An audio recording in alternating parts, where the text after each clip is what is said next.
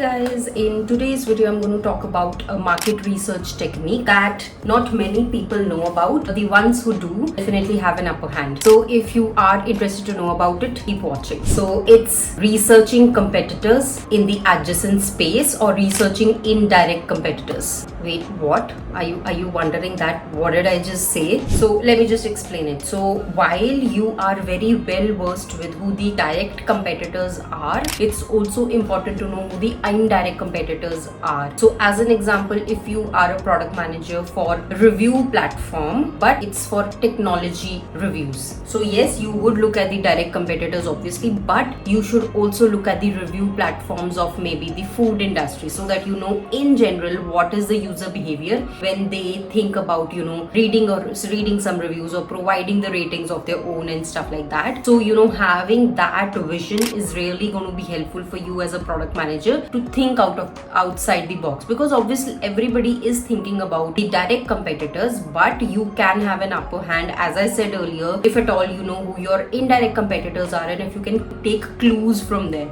So in this example, suppose you know who, different review platforms for food industry, you could take clues like, all right, in this particular review platform, what are the features which are present which I do not have? Will it make sense for the audience that I am targeting, or it's very specific to people who are interested in purchasing food or maybe going out for dining and then are the ones who are reading reviews. So obviously I'm not saying that it's a one-on-one match that you can take all the features from that product of the review platform that's for the food industry, but you can take some clues on what do people actually look for when they are reading reviews or providing reviews, because at the end of the day it is about people who are interacting with the product. So if I am providing review for a technology and I am also providing review for a particular food item or a particular restaurant that I have been to, some of the synchronities will definitely be there. It's not going to be 100% match. I wouldn't provide reviews in the format for a technology or something that I want to buy, maybe a laptop, as opposed to when I'm providing review for a food dish that I really liked. So I think that mindset is going to be different, but for a product manager it's important to know what are the things that you can take and which really apply to you. And unless you do that research on your own, unless you are aware that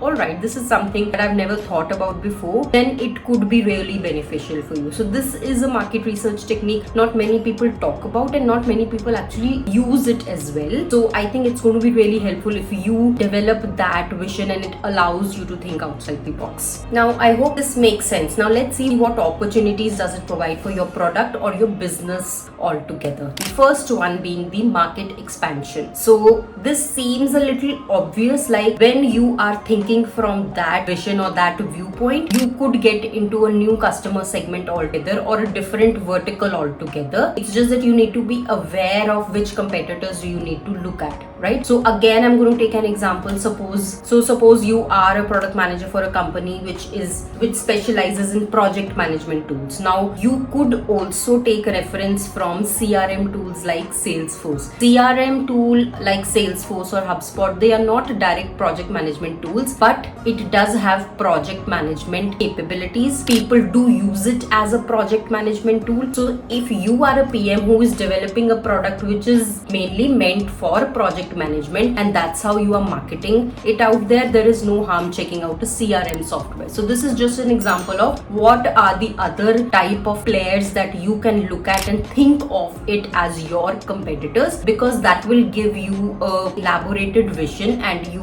can get a lot of clues out of it and you can actually get into a customer segment which you never thought could exist before that. So this is not only related to your product. If your company is having multiple products, this could be an opportunity for all the other products in your company to also get into, because this is relevant for your product. So it's a win-win situation for everyone, not only your product but for your business as a whole, because this is expanding the market that you already were operating in. Now second opportunity after market expansion is innovation and differentiation. Now again, this seems quite obvious, but until I say it out loud, it might not come as a light bulb moment to you. But what we are talking about here is, yes, everybody thinks about their direct competitors, but thinking about indirect competitors or players in the adjacent space could really give you an upper hand, and that is what could be a differentiation for your organization, because that is an innovation that you're bringing for your product, for your company, for the business as a whole, right? So it is really a great opportunity, and that is something I would recommend everybody to at least think through. It might be that you are not able to get examples which are maybe adjacent players. Oh, there is nothing like that, there is nothing that applies to my company, we are all very secluded. It might be the case, but then you have to think deeper and think about where are the opportunities. Now I'm going to take another example.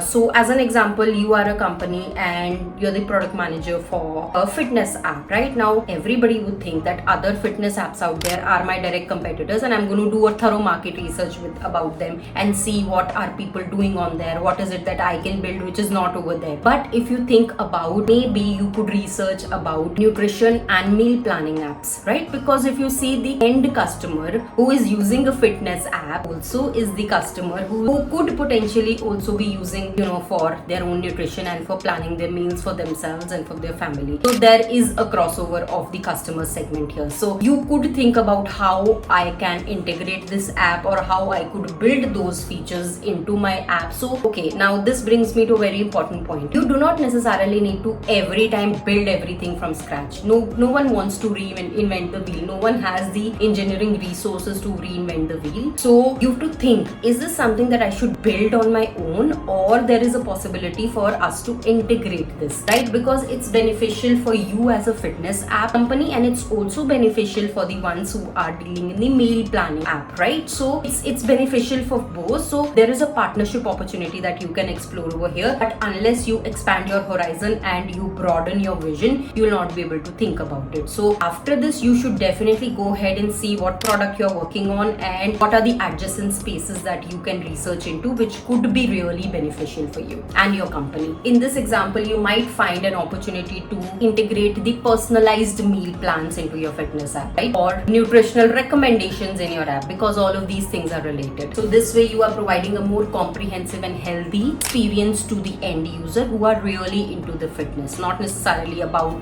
just tracking their calories, but also what they intake and stuff like that. So it could be a comprehensive solution for your end customers. So this is going to provide a upper hand to you, and it's going to have differentiating factor for your company. So definitely think through it. Now the third opportunity, which I sort of said in the second one, is the strategic partnership. I want to call it out specifically because it's important for you to think from that lens, that you don't have to build everything on your own. Strategic partnerships, you have to think about whether it makes sense to partner with the company, because that's going to be more beneficial. Like, suppose that particular app has 20 features. Do you want to build 20 features, or you could just partner with them and share the profit and stuff like that? So that is what you need to think about as a product manager and as a part of your market research journey. Now I'm going to take another example. Suppose you are a travel booking platform. So you could research about the competitors in the adjacent space, like the transportation or the accommodation, right? Because all of these are complementary. So you have to think about your end user and the whole experience that they're going to get out of it. Yes, they are using your product, but what are the other similar products that they would benefit from,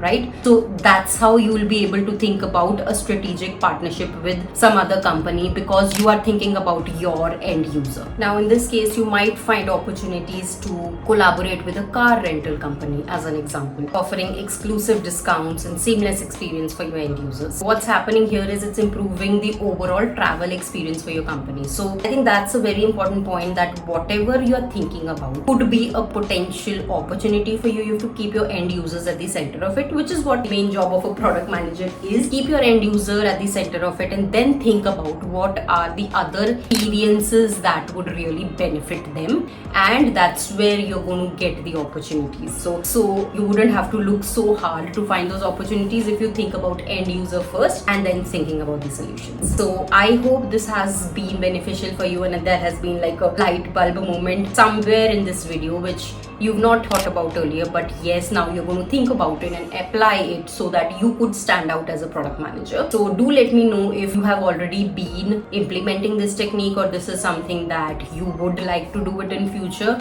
So if there's nothing else, I'm going to see you all next week. Bye bye.